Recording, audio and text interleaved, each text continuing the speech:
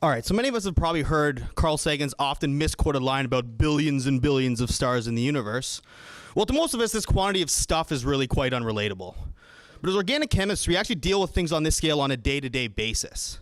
I think we have a flask of compounds sitting right here. We have a universe's worth of molecules just sitting in that flask.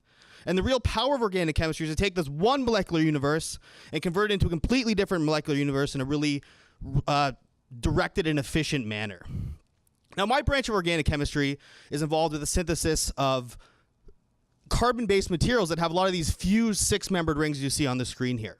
And by fusing these together in a bunch of different motifs, we can give rise to molecules that have very interesting topologies. So some you see have both convex and concave faces. Some have very torsioned angles from end to end. In addition, these molecules also have very strong and interesting interactions with light that we're moving toward using on essentially a day-to-day basis. So one of the properties that these molecules have is essentially their interaction with light. So you shine light on a molecule, and if it absorbs the light, essentially it goes from a relaxed state up to a really excited, energetic state. These molecules don't like to be in that excited state, and they want to relax back down to their sort of natural state. So if you have a molecule that absorbs light, gets into its excited state, after a little bit of time, it wants to relax back down, so it'll relax back down. And how it does that is re-emitting the light it absorbed initially, but now in a different color. And so we have molecules that glow quite brightly, even in dark rooms like you see up here. And so these types of molecules are becoming really powerful tools, especially in the sensing community, and they're very efficient to sense essentially anything you could want. And so now another newer phenomenon I want to talk about is what's called singlet fission.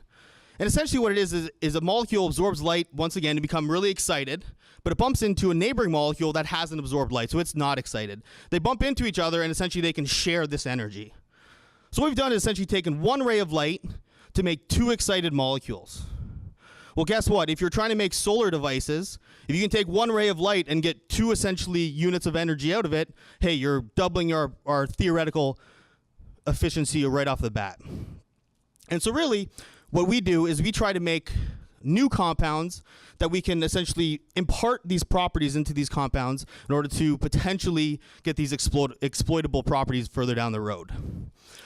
And so in order to get devices engineered like this, we essentially need to make the molecules, and that's where we lie. We are at the forefront of this type of chemistry where we need to make these brand new molecules that hopefully in the future can be used to make these new fancy devices that we'll use later on.